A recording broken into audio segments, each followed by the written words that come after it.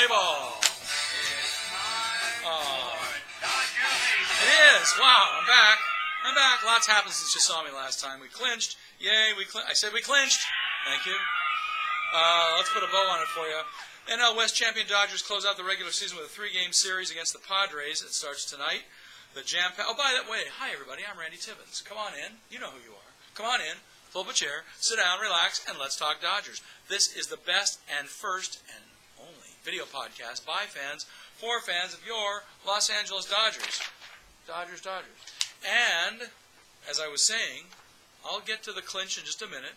But the NL Western champions are going to play one more series before they close out the season against the Padres from South in San Diego. The jam-packed weekend includes Friday Night Fireworks presented by Denny's tonight, La Gran Fiesta Viva Los Dodgers presented by Coca-Cola, State Farm, and Time Warner Cable starting at 2 o'clock tomorrow, and then Fan Appreciation Day on Sunday. What a wild, action-packed weekend that's going to be for the Los Angeles Dodgers, and they get to close the season down in fashion. With a win tonight, the Dodgers will surpass 90 wins for the third consecutive season. Wow! A feat that had only previously been accomplished twice in franchise history, 76 through 78 and 51 through 56. Wow, that was a 6-year run. So we've done it. We've had a 3-year run of it twice, and once was a 6-year run. Wow. What else we got here? I'm reading the Dodger notes here, right from their website. Actually, not from their website, from the press notes, because only we press people can get these, unless you're friends. The Dodgers wrapped up their road schedule yesterday with a 3-2 win over the Giants. I'll take that as a compliment. Thank you. Finishing the season with a 37-44 record away from L.A. Not great, but other teams have won the World Series with records like that. What else we got here? And here's something that it's kind of a sad note. We'll just give you a first before we run down the clinch night. Dodgers would like to send, and everybody here at Let's Talk Dodgers, everybody but, well, I'm the only one here. Everybody here would like to send their best wishes to Vin Scully, who will miss tonight's game with a cold, and he's expected to miss the entire series this weekend with a cold. Oh, my gosh. Yeah, so all the best, Vinny. And he should be ready for the playoffs. Remember, you're going to hear him on 570 AM KLAC, the Dodger flagship radio station, because he'll probably be doing the radio calls while everybody else does playoff baseball on whatever cable network and Fox and all those guys. I think it's TBS and Fox. So we'll tell you more about that next week anyway. On Tuesday, though, this was when it all happened. The Dodgers won their third consecutive NL championship, NL West championship, and reached the postseason for the third year in a row, a feat that's only been accomplished never. That's right, a feat that's never been accomplished before in franchise history. Let's hear how they did it. Got a couple of home runs for you. Start out with this guy named Kike and his bananas. That one's well hit to left center field. It's on its way, and it is gone. A home run. Kike Hernandez. His 7th of the year. He's 4 for 4 since coming off the disabled list. He has scored both runs tonight, and the Dodgers lead 2-0. Yeah, can you tell Charlie? Charlie was excited. Jumped out of his socks. I thought he was going to jump out of the stadium. Then some fella named Ruggiano came by. Well hit to left field. Justin Ruggiano has hit a home run. His 4th with the Dodgers. He feasts on left-handed pitching up to and including Madison Bumgarner, and the Dodgers take a 3-0 lead. Wow, Charlie's excited. And then finally in that same game, A.J. Ellis came up with one of his own. Hammered.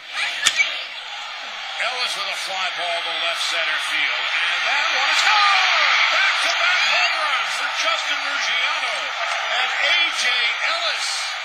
And the Dodgers take a 4-0 lead. And of course, as we all know, Dodgers pounded the Giants that day, 8-0. They split the series with them, 2-2. So that's cool, and that's how they won the West.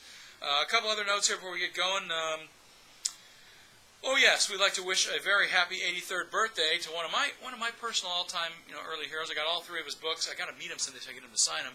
83 years young today, Maury Wills. Yeah, still the all-time franchise leader in stolen bases with 490. And he remains active in the Dodgers organization as an instructor both at major and minor league levels. Of course, you always see him out at spring training at Camelback Ranch, teaching all the young kids how to bunt and how to slide and how to steal bases. And I think we're going to see some more stolen bases from Jock Peterson next year because he was a 30-30 man in the minors. I don't see any reason he couldn't be a 30-30 man again. He's hitting 25 home runs already. Why not 30 next year with some 30 stolen bases? Well, he stole 4 stolen bases this year, stolen bases, and he got caught 7 times. I think Maury's got to work with him in the pit, Maury's pit. Get into it, Jock. Listen to Uncle Maury, and maybe he'll be a 30-30 man in the majors. That would be cool. I think he can do it. All right, let's get back to some Dodger notes here on Let's Talk Dodgers. As we said, Clayton Kershaw tossed a complete game shutout while allowing just one hit and striking out 13 Giants as the Dodgers clinched the National League West on Tuesday night. You heard the homers that went with it. Unbelievable. Clayton Kershaw. Going to be a tough battle to see who wins that Cy Young Award. But I think, you can almost make a case for Zach Greinke doing it because his ERA is so low. But we'll see. Doesn't really matter. Do you care how it comes out? Not really. Those are just awards. I want to see the big award, the one with all the, the big trophy with all the flags on it. That's what I want to see. I want to see that in Los Angeles. Let's get into some fun stuff for the weekend. The last weekend of baseball. Last weekend of the Major League Baseball regular season. Got a lot of cool things to talk about. But let's start it out with some shout-outs. Now, there's a lady named, and I hope I'm pronouncing this right. Please forgive me if I'm not. Is it Yara? I'm not sure.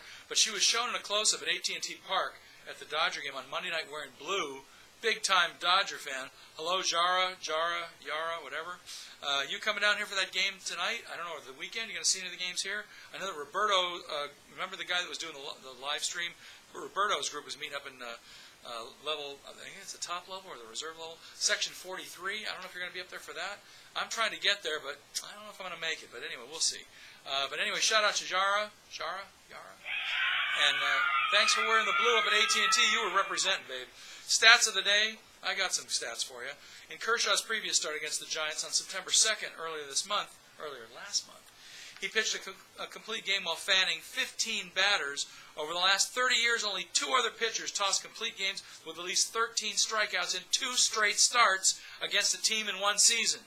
Randy Johnson did it against the Athletics in '93, and Ben Sheets versus the Braves in '04. The last pitcher to do this in one calendar month was Tom Seaver against the Pirates in September of '72.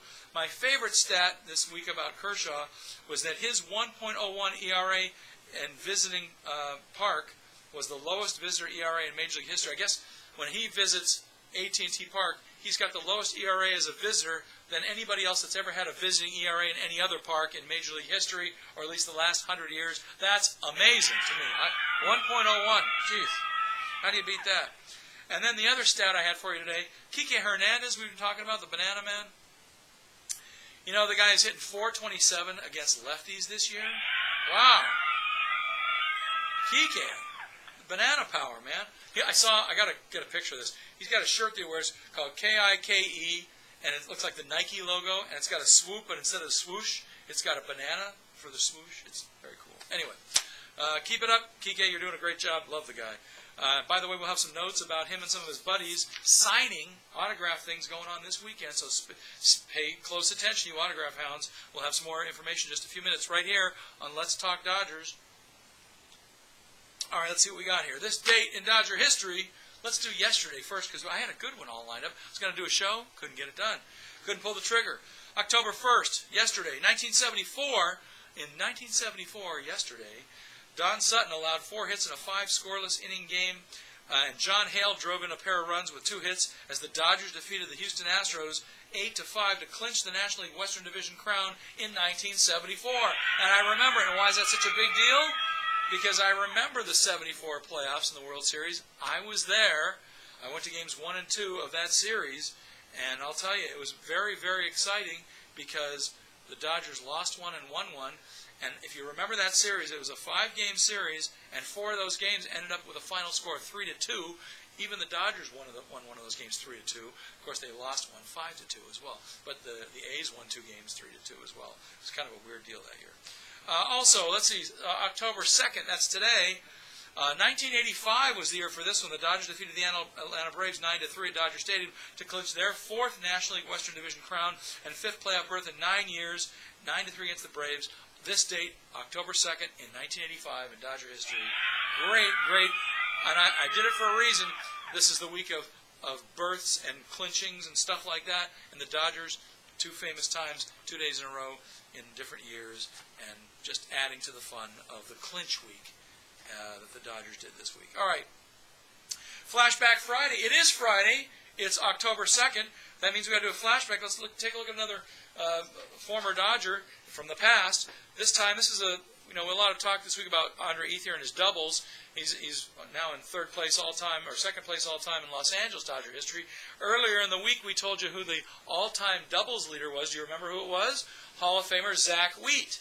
And I thought I'd show you a picture of Zach Wheat. There he is, a major piece in the Dodgers in the 1920s, and he was a main guy, and he still holds a lot of Dodger franchise records to this day. Zach Wheat, Hall of Famer.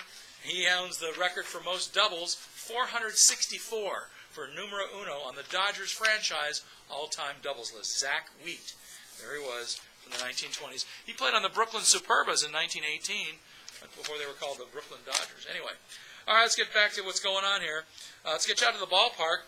Long weekend. We got a great weekend. As we said, big celebration of fireworks tonight. Viva Los Dodgers tomorrow, the Grand version of it. And then Fan Appreciation Day on Sunday. So here's the lineups. Friday, October 2nd, San Diego is in town.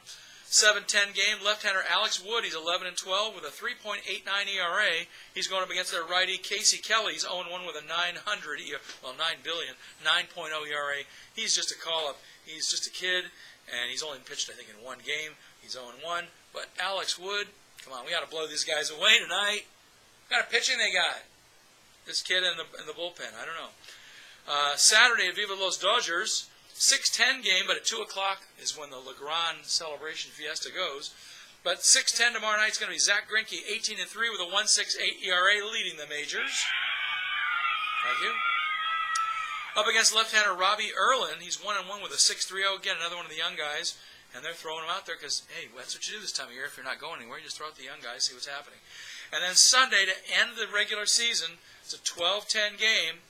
Our ace, getting a little work in, probably won't go too far. Clayton Kershaw with a 16-7 record and his 2.16 ERA.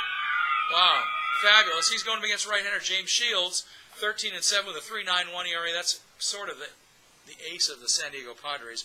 Of course, they didn't go anywhere this year, and my apologies to Bob Pearl because he's a big Padres fan. Go Chargers, though, right? But anyway, I'm sure Bob will be watching these, and he said in a text to me the other day, hey, you're going to let us win all three, right, since you guys clinched? I don't think so. All right, that's going to do it. Here we go. Events and appearances and cool stuff going on. Ron Say appeared yesterday at Cardboard Legends. I hope some of you were out there to see that. A friend of mine owns that store, so shout out to Cardboard Legends. But tomorrow, wipe that out. Tomorrow, October 3rd. That's Saturday. That's right. Kike Hernandez, Scott Schebler, and Justin Ruggiano, who some of the guys we've been talking about today, they're going to be at the Frank & Sons Collectible Show tomorrow. So you can go out and see them at 10 o'clock in the morning. Next week, on October 10th, is when Bill Russell's going to be there, 10 a.m., Frank & Sons Collectible Show. That's on San Jose Avenue in the City of Industry. So that's a big deal.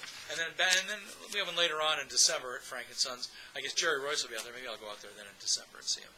Anyway, that's all we have for you today. That's all we have from Let's Talk Dodgers. I hope you enjoyed the shows all season. Hope you enjoyed the ride. Tell all your friends. You can watch us on Facebook. You can write to us at letstalkdodgers@gmail.com. Write to us at Let's Talk Dodgers on Facebook. Write to us at Let's Talk Dodgers in Twitter or at Randy Trumpet to talk to me directly. And during the postseason, I will have probably 1 to 2, maybe 3 shows a week. I'm guessing for next week we'll have 1 or 2 shows. And then during the playoffs, we'll probably have every other day. And then, as far as the Dodgers go, we'll keep you informed. And then in the postseason, after the Dodgers win the World Series, of course. I said after the Dodgers win the World Series, of course. Yeah, thank you. We will go probably once a week in the off-season. And yes, there is some Dodger news in the off-season. So if you're jonesing for some baseball news in the off-season about your Dodgers, hit us up right here. Let's Talk Dodgers in Facebook and in YouTube. All right? Make that clear? All right, we will be going all the way through the playoffs, so until the Dodgers win it all, of course. Or as far as the Dodgers go, let's put it that way. But I think they're going to win it all. I really do. Might even play the Texas Rangers for my friend Lacey. Right, Lacey? All right, that's going to do it. I'm Randy. You know who you are. Come on back. Pull up a chair. Sit down on Monday. Relax. And let's talk Dodgers after we sweep the Padres and we get the home field advantage to beat the Mets in the first round of the NLDS. We'll see you on Monday, everybody. Have a great weekend. Bye-bye. Go blue.